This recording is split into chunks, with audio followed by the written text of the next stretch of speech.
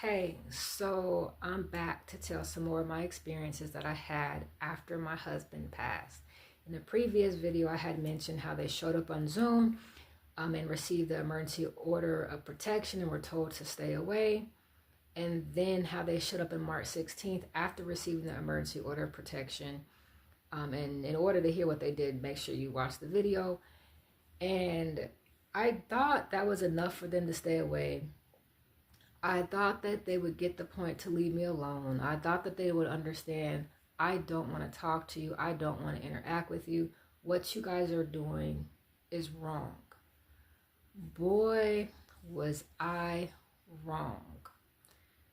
So I had made sure that all of my husband's items were secure. Everything was locked up. Everything with his was set. It was where it was. It was going to stay put.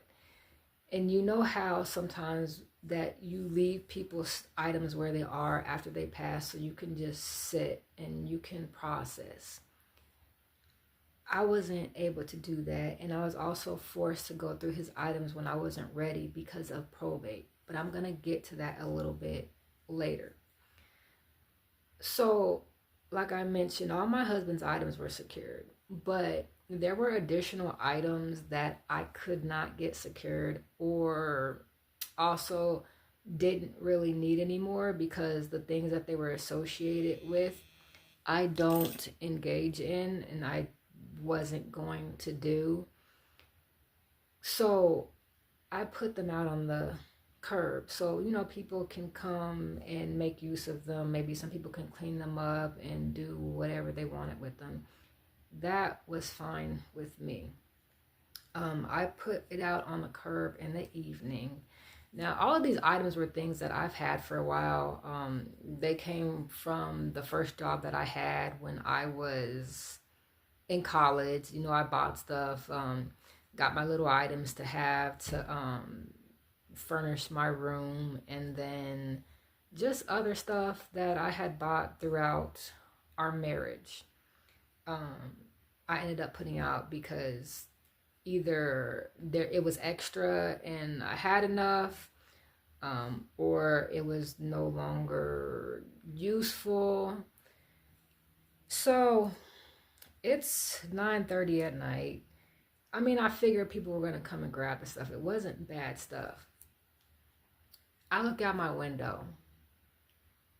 I saw a familiar license plate. My first words was, "Are you kidding me?" So I'm gonna show you guys part of the video that I have of them, and also some things that was kind of ridiculous.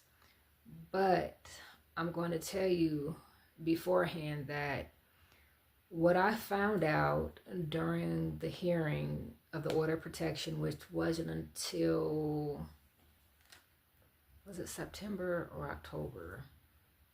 I believe it was in September. I'm sorry, so much stuff had gone on, but I'm pretty sure that the hearing for the order of protection was in September. Let me check really quick. Sorry.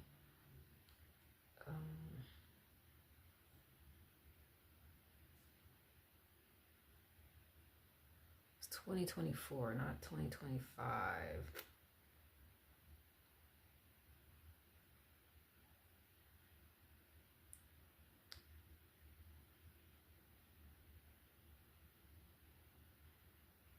Okay, that's not gonna help me.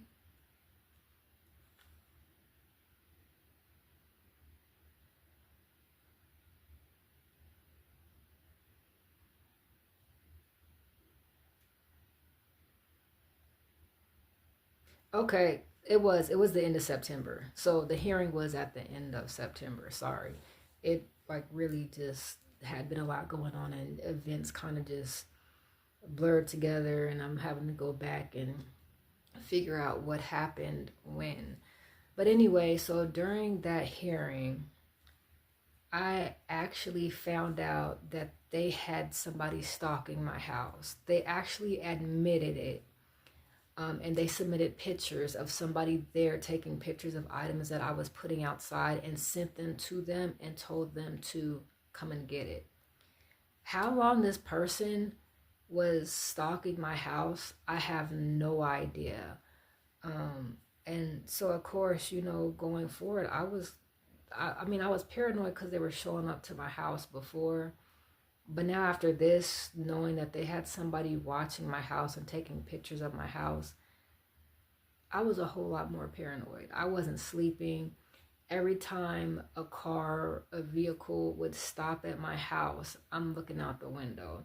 Every time I hear some type of rustle in my front at somebody at the mailbox, I'm looking at my videos, at my cameras. I'm like, who's at my house? Why is this person stopping here? What are they doing?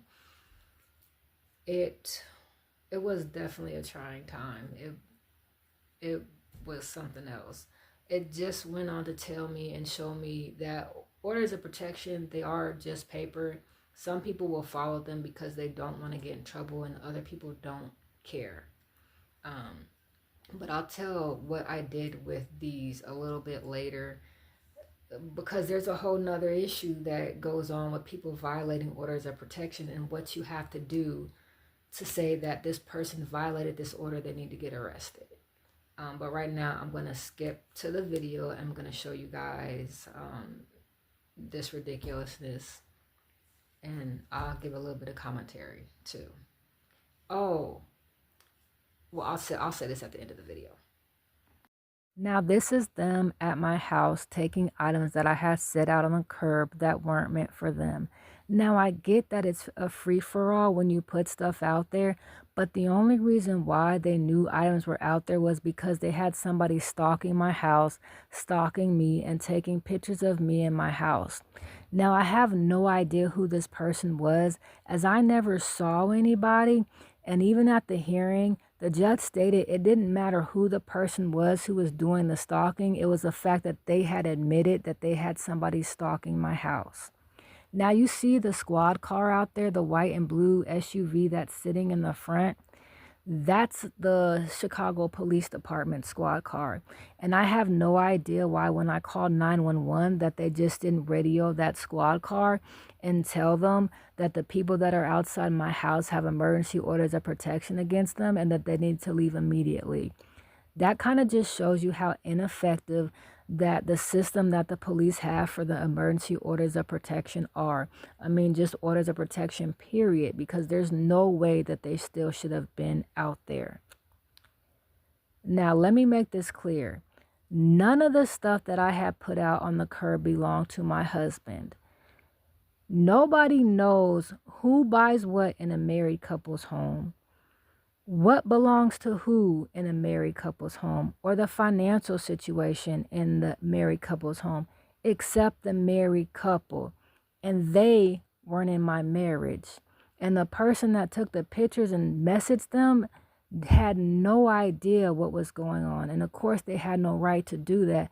But they created a whole type of ruckus, because after this, I'm going to show you guys that next. It was a whole bunch of mess on Facebook, which was even more ridiculous because this stuff wasn't being broadcast. It wasn't out on social media. But let me tell you who was there real quick.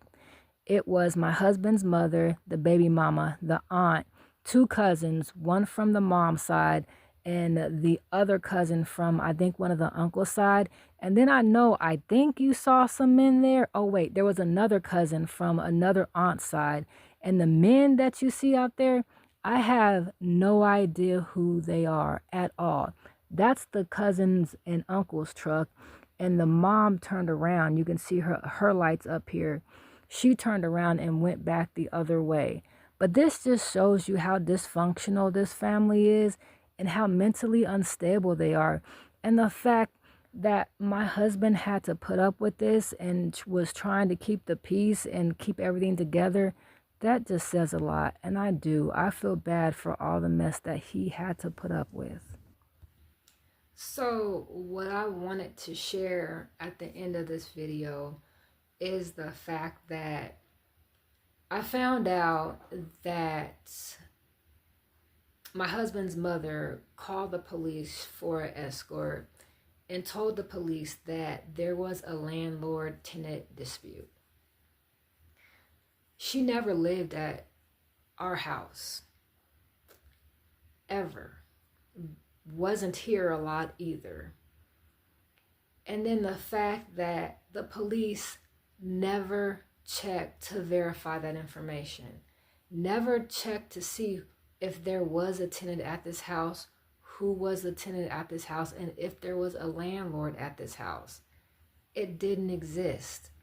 But that's what they told the cops, to get the cops to escort them here. And again, it just shows you how much orders of protection I don't want to say that they don't do anything, but they don't. And please don't get me wrong. There are people that are in way worse situations that absolutely need orders of protection. I just wanted them to stay away, and I just wanted them to leave me alone. But seeing that something so simple, so little, and the police don't even check to verify that information. They could have looked at her ID and been like, no, you don't live here. We're not escorting you there. They could have looked her up in the system and found out that there was an order of protection against her. Oh, and also, by the way, I did call the police. The first cops that came here stopped in front of my house. They didn't come up and ring my doorbell. They just left. So I called the police back again and I said, hey, a squad car just came by my house. They stopped and they just left. They didn't come and ring the doorbell or anything. I think it might have been possible. I think somebody might have called, but nobody told me that the police are going to come up and they're going to give you a call, so make sure you answer. It was an unknown number. These people have been harassing me and they just left. I'm not picking up numbers I don't know.